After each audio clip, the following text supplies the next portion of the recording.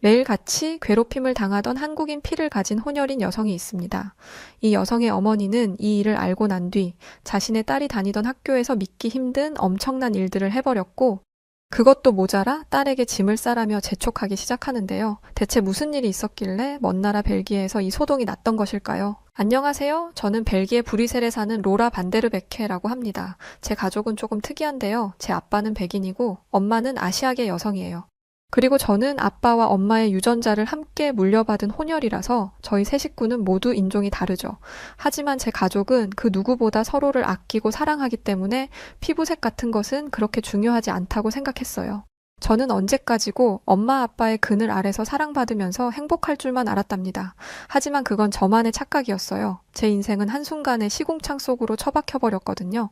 제가 고등학교에 입학할 무렵 제 가족은 원래 살던 곳을 떠나 다른 동네로 이사를 하게 되었어요. 제 부모님은 두 분 다 변호사이신데 마침 새로 사무실을 차리실 때이기도 했고, 새로 이사한 동네가 학군도 더 좋아서 겸사겸사 하게 된 선택이었죠. 그때는 새 집, 새로운 동네, 새로운 출발이라는 설렘에 들뜨기만 했었는데 바로 그 순간부터 제 삶은 송두리째 바뀌기 시작했습니다. 새로운 학교에 처음 등교하던 날, 그 싸늘한 분위기를 저는 아직도 잊지 못해요. 왜인지 그 학교에는 유독 백인 친구들이 많았는데 그 친구들은 마치 동물원에 있는 원숭이를 바라보듯 신기하다는 눈빛으로 저를 바라보았어요. 실제로 벨기에는 동양인들에 대한 고정관념이나 편견이 존재합니다. 모든 동양인들을 중국인으로 인식하는 경우가 다반사고 이로 인해 폭력이나 범죄가 발생하기도 하죠. 특히 코로나로 아시아계에 대한 혐오가 더 늘었습니다. 그래서인지 혼혈인인 저를 향해 시간이 갈수록 그 눈빛은 조롱과 멸시로 변해갔죠.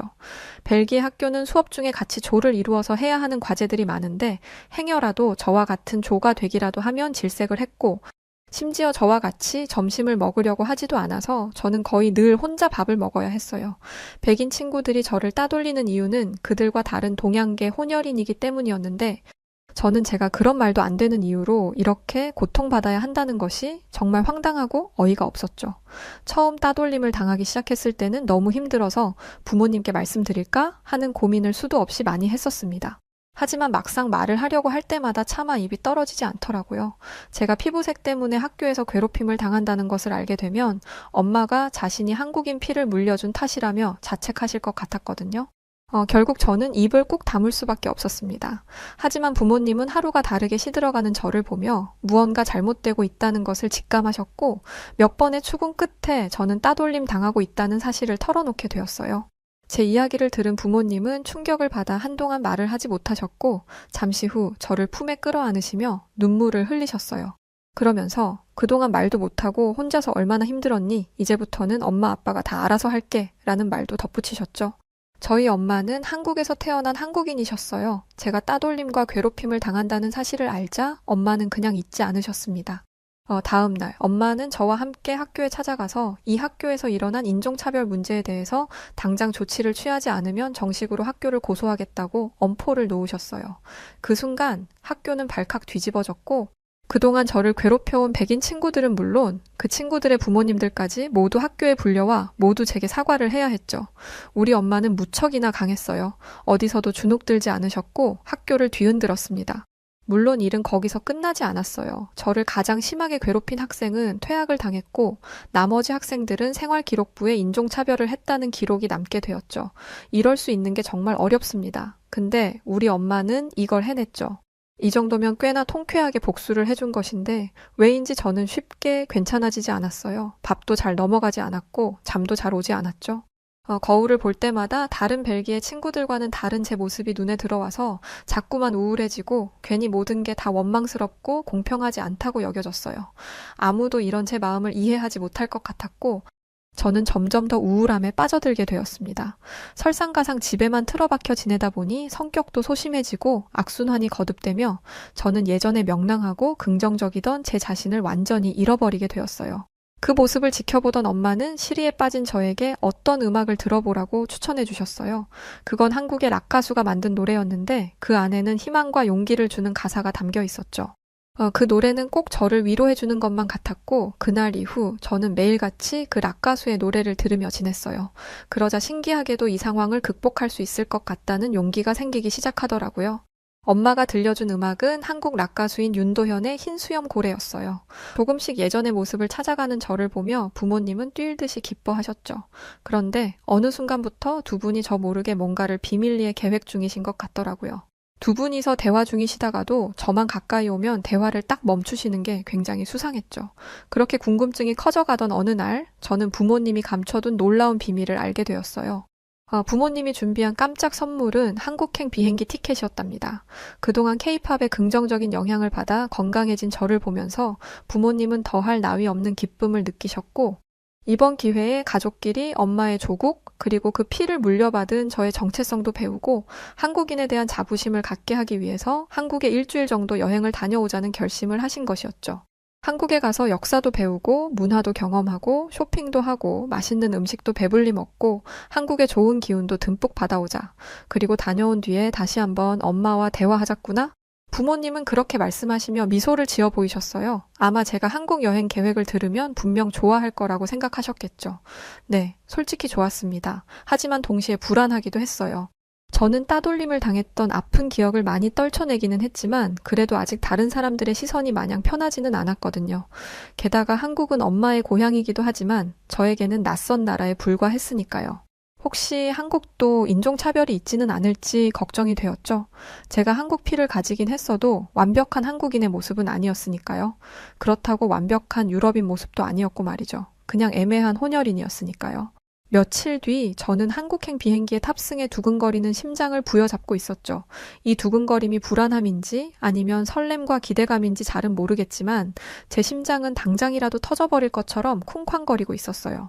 제 옆에 앉은 부모님은 그런 저의 손을 잡아주시고는 괜찮다면서 웃어주셨는데 사실 저희 엄마는 한국에서 고아였다고 하셨어요. 아주 어릴 때 이곳 벨기에로 입양되어 한국에 연고가 없으셨습니다. 하지만 엄마는 그런 한국을 자신의 자랑스러운 조국이라며 늘 한국을 사랑하셨어요. 가족은 없지만 한국이란 나라 자체가 자신의 부모, 엄마와 아빠라며 늘 한국을 가슴에 품고 사셨죠. 저는 도착까지 남은 시간을 가늠해보고는 귀에 이어폰을 꽂고 케이팝을 듣기 시작했어요. 그러면서 내가 좋아하는 이 음악처럼 엄마의 마음처럼 한국이란 나라가 내 마음에 들기를 바랬답니다. 그리고 잠시 후 저는 제 기대만큼 훌륭한, 아니 기대보다 훨씬 좋은 한국을 만나게 되었죠. 우선 인천공항은 여태까지 제가 가본 공항 중에서 제일 고급스럽고 세련된 스타일을 갖고 있었어요. 스타일이라는 게 무조건 화려하고 제일 좋은 설비를 들여놨다고 해서 뛰어나다는 평가를 들을 수 있는 것이 아닌데 인천공항은 심플하면서도 화려하고 현대적이면서도 한국적인 분위기를 뿜어내더라고요. 그리고 멋진 공항만큼이나 지나다니는 한국 사람들도 다들 외적으로 깔끔하고 잘 갖춰진 모습이었죠. 그런데 한국 사람들은 외적으로만 뛰어난 것이 아니라 내면도 훌륭했답니다. 저희 가족이 캐리어를 찾으려던 때였어요. 엄마도 벨기에로 입양된 이후로 한 번도 한국을 가보지 않으셨어서 거의 처음이나 다름없었죠. 캐리어를 찾을 때 빠릿빠릿하게 움직이지 못하고 버벅거렸는데 한국인들은 누구 하나 저희를 짜증스러워하지 않았고 심지어 어떤 한국인은 능숙한 영어로 말을 걸며 저희 가족이 쉽게 캐리어를 찾을 수 있도록 도와주기까지 하더라고요. 그때 한국인들은 친절함이 몸에 배어 있구나 라는 것을 느낄 수 있는 순간이었죠. 그리고 그나마 다행이었던 건 저희 엄마가 어릴 적에 벨기에로 왔지만 틈틈이 집에서 한국어를 공부하셨기에 아주 어설프게나마 한국말을 조금 할 줄 아셨다는 거예요. 그렇게 좋은 첫인상은 뒤로 하고 저희 가족은 호텔로 가기 위해 공항버스에 올라탔답니다. 인천공항에서 서울로 달려가며 창밖으로 서서히 도시의 풍경이 펼쳐지기 시작하는데 그 경치가 너무 아름다웠어요. 저는 그동안 한국 음악을 들으며 뮤직비디오도 많이 봤는데 그 영상 속에 나온 풍경을 직접 내 눈으로 보고 있다고 생각하니 꼭 내가 뮤직비디오에 나오는 주인공이 된 것 같기도 하고 꿈을 꾸고 있는 기분 같기도 했죠. 아직 본격적인 여행은 시작도 하지 않았는데 그냥 한국의 경치를 보는 것만으로 저는 힐링이 되는 것 같았어요. 어쩐지 한국에 단단히 홀려버린 것 같은 기분이었는데 사실 이건 시작에 불과했죠. 다음날 아침 직접 부딪히며 보다 실감나게 한국을 겪기 시작하자 한국은 더 많은 매력을 보여주었어요. 무엇보다 한국은 여행하기에 정말 편리했습니다. 우선 대중교통 시스템이 혁명적으로 좋았는데 주요 거점마다 버스 정류장이나 지하철역이 있는 것은 물론 버스 정류장에는 버스가 이동하는 방향을 나타내는 화살표 스티커도 붙어 있어서 버스에 탑승할 때 헷갈리지 않더라고요. 사실 벨기에는 지역마다 버스 회사가 모두 달라서 지역을 옮길 때마다 티켓을 관리하는 것으로 구매해야 한국에서는 다이렉트로 가능한 환승도 할 수 있어요. 이게 생각보다 굉장히 불편한 일인데 한국은 달랐죠. 게다가 대중교통 앱을 이용하면 다음 버스가 언제 도착하는지 버스의 이동 경로와 현재 위치를 정확하게 알 수 있어서 굉장히 편리했어요. 벨기에는 대중교통 시스템이 잘 되어 있지 않아서 차가 없으면 생활하기가 매우 불편하거든요. 그런데 한국은 대중교통 시스템이 거의 완벽에 가깝게 갖춰져 있어서 차를 살 필요가 없겠더라고요. 그때 옆에 계시던 아빠가 한마디 던지더군요. 한국 사람들 진짜 부럽네. 벨기에 대중교통이 한국 정도만 되면 당장 차 팔고 대중교통 이용할 텐데, 아, 나도 한국에서 살고 싶다. 그렇게 푸념을 늘어놓는 아빠를 보며 엄마와 저는 웃음을 터뜨렸죠. 그때 충격적인 장면이 저희 가족의 눈에 들어왔습니다. 저희는 명동의 케이팝 굿즈샵에 가기 위해 버스에 탑승해 있었는데 어떤 정류장에 백발의 노인분께서 버스에 탑승하자 한 젊은 사람이 1초의 망설임도 없이 자기가 앉아있던 자리를 양보하는 게 아니겠어요? 일면식도 없는 사이일 텐데 그 젊은 사람은 노인분을 배려하는 것을 당연하게 여기는 것처럼 보였어요. 게다가 버스 기사 아저씨도 어쩐지 목소리는 퉁명스러웠지만 나이가 지긋한 승객분들이 버스에 타고 내릴 때는 행여라도 그분들이 넘어지지 않도록 특히나 주의를 기울여서 속도를 늦추고 충분히 오르고 내리실 때까지 버스 운행을 멈추면서 조심하는 것이 느껴졌죠. 벨기에는 타인에게 매너를 지킬 것을 중요하게 여기기는 하지만 개인주의가 강해서 엄밀히 말해 남에 불과한 노인분들에게 한국과 같은 친절을 베풀지는 않아요. 예를 들어 벨기에 사람들은 버스 안에서 처음 만난 노인분과 우연히 눈이 마주쳤을 때 간단히 목례는 하되 굳이 내 자리를 양보해줄 필요까지는 없다고 생각한다는 것이죠. 반면에 한국 사람들은 진심으로 노인분들을 존중하는 것 같아서 이들이 새삼 다르게 보이기 시작했어요. 한국 사람들의 훌륭한 내면이 빛을 발하는 순간은 사실 그 후로도 자주 찾아왔습니다. 한국 사람들은 여닫이 문을 그냥 지나치는 법 없이 늘 뒷사람이 있는지 확인했죠. 이들에게는 뒤에 따라오는 사람을 위해 문을 잡아주는 일이 전혀 귀찮지 않은 일인 것 같았어요. 또 한국 사람들은 사람들이 있는 곳에서 흡연을 하지 않고 혹시 아무도 없는 곳에서 흡연을 하다가도 사람이 나타나면 곧바로 흡연을 멈추는 등 비흡연자를 많이 배려해 주더라고요. 이런 모습들을 보면서 저는 한국이 정말 살기 좋은 나라라는 것을 깨닫게 되었죠. 제가 그런 생각을 한 데에는 한국의 편의시설이 잘 갖춰져 있다는 것도 한몫했습니다. 한국에는 간식거리부터 생필품까지 안 파는 물건이 없는 편의점이 굉장히 많이 있었어요. 물론 벨기에에도 편의점이 있지만 벨기에는 보통 작은 도시마다 주유소와 세트로 커다란 편의점이 하나씩 있는 편이죠. 반면에 한국의 편의점은 정말 말 그대로 거리마다 하나씩 들어서 있었는데 이 편의점에서는 택배도 주말까지 운영하고 인쇄도 할 수 있었죠. 이렇게 각종 유용한 기능을 갖춘 곳이 24시간 운영되고 있었기 때문에 한국인들은 시간에 얽매이지 않고 자신의 욕구를 충족시킬 수 있었고 거기에 더해 편의점이 밤까지 환하게 불을 밝히고 있으니 사람들이 비교적 안전하게 밤거리를 다닐 수도 있겠더라고요. 실제로 한국은 전 세계에서 손꼽히게 우수한 치안을 자랑하는 안전한 나라였고 그 덕에 저는 부모님과 함께 모처럼 편안하고 즐거운 저녁 시간을 보낼 수 있었습니다. 벨기에는 경찰의 공권력이 그 어느 나라보다 강력한 편임에도 불구하고 범죄율은 대단히 높아요. 사건, 사고도 빈번하게 일어나고 갱들도 활개를 치고 다니기 때문에 밤에 돌아다닐 때는 상당한 주의를 기울여야 하죠. 그에 반해 한국의 밤은 너무 평화로워서 마치 다른 세상 같았어요. 그리고 잠시 후 저녁 식사를 하며 저는 또 다른 신세계를 맛보게 되었답니다. 저희 가족이 고른 메뉴는 삼겹살이었어요. 한국 드라마를 보면 꼭 빠지지 않고 등장하는 음식이 삼겹살이더라고요. 보기에는 그냥 평범한 돼지 고기구이 같은데 무슨 특별한 맛이 나길래 저렇게들 좋아하는 것인지 궁금했고 오늘 드디어 그 맛을 보게 된 것이죠. 삼겹살 3인분을 주문한 후 조금 기다리고 있을 때였어요. 사장님이 접시에 음식들을 담아서 잔뜩 깔아주시는 게 아니겠어요? 아빠는 깜짝 놀라서 혹시 주문이 잘못 들어갔나 하고 얼른 번역기를 켜서 우리는 이것들은 시키지 않았어요 하고 말했죠. 그러자 옆에 있던 엄마가 재미있다는 듯 웃으시더니 이건 기본 반찬이라며 괜찮다고 했죠.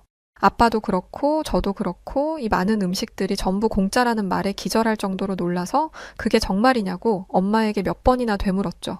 그때 그걸 지켜보시던 사장님은 더 충격적인 말을 하시더군요. 능숙하게 영어를 하시면서 글쎄 부족하면 얼마든지 더 가져다 먹으세요. 무한 리필입니다. 하시는 거예요. 그 말을 들은 엄마도 무한 리필은 자신도 처음이라며 정말 놀라워하셨어요. 이어서 삼겹살이 나왔고 사장님은 낯선 외국인들인 저희를 위해서 직접 삼겹살을 구워주셨어요.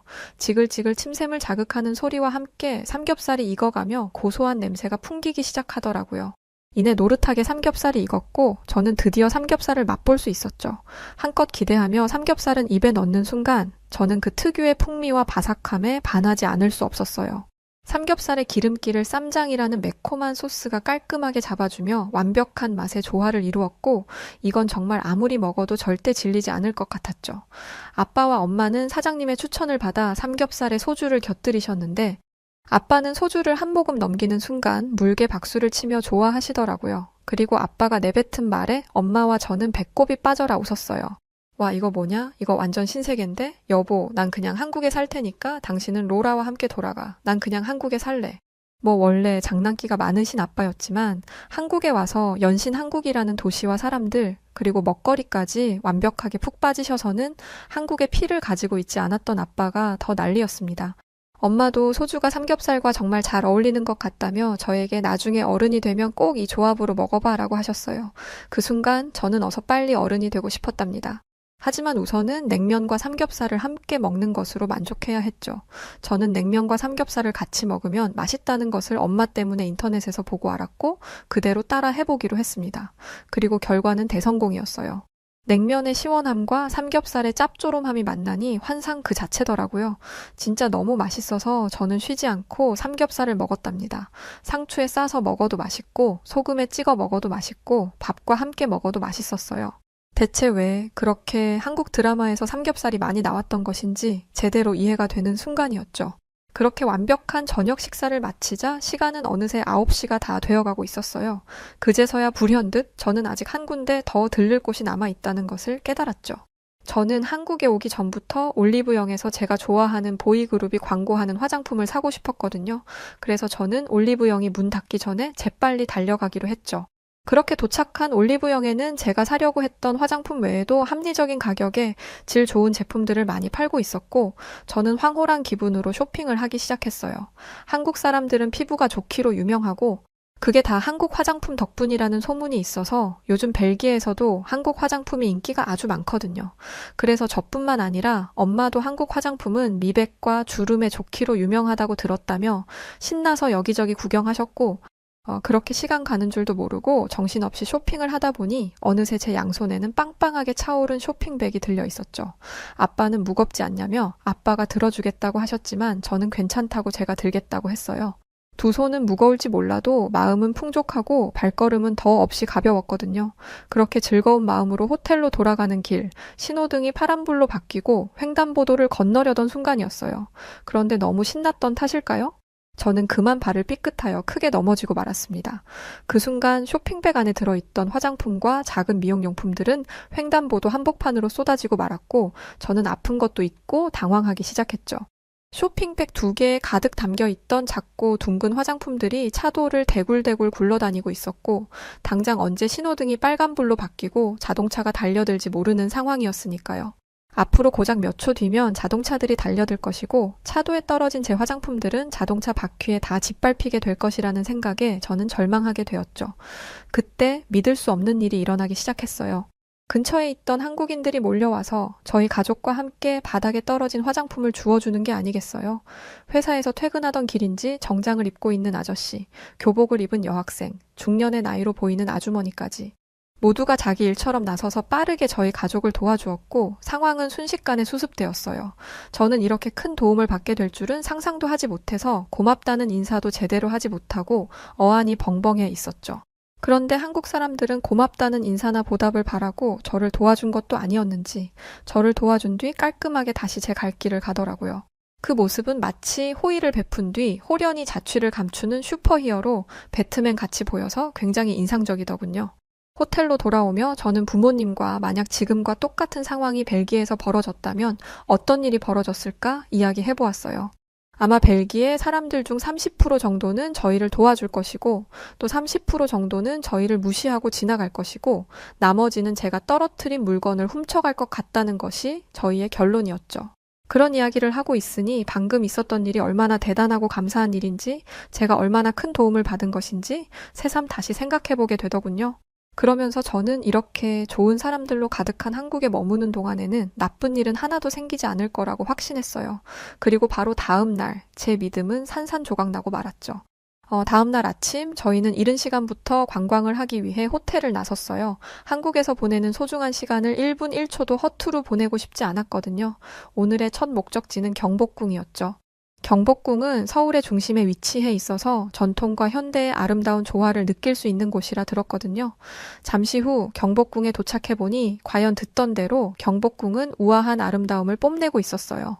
저희 가족은 경복궁 입구에서 경복궁이 뿜어내는 위용에 잠시 넋을 빼고 있다가 이왕 여기까지 왔는데 근처에 있는 한복 대여점에 가서 한복을 빌려 입고 제대로 경복궁을 즐겨보기로 했어요. 한복은 하나같이 고운 색깔에 편안하면서도 우아하고 맵시 있는 디자인을 갖추고 있어서 어떤 조합을 해도 다 특색 있게 예뻤어요.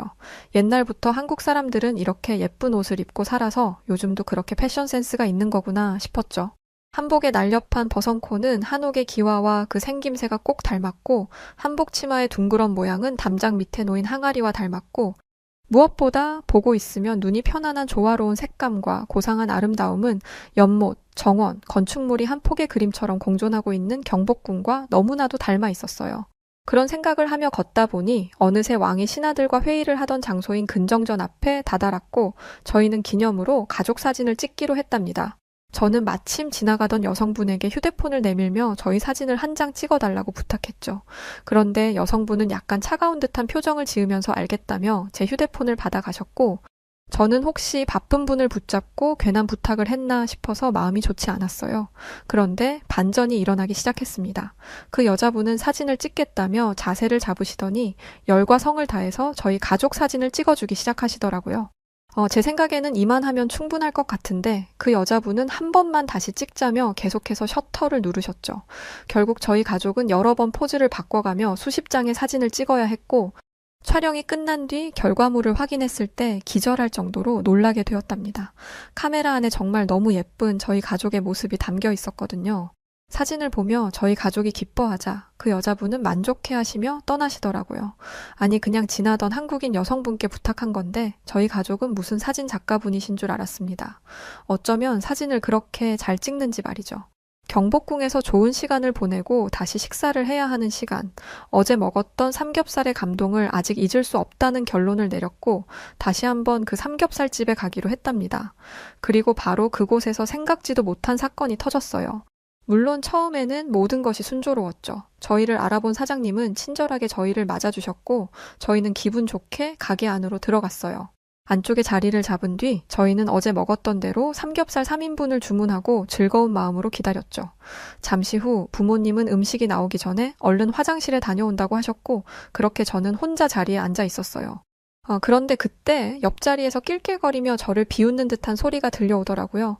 이상한 느낌의 옆을 바라보니 제 옆자리에 앉은 20대로 보이는 젊은 커플과 눈이 마주쳤어요. 그 커플의 테이블 위에 빈 술병이 가득한 것을 보니 그들은 이미 만취한 상태인 것 같았죠.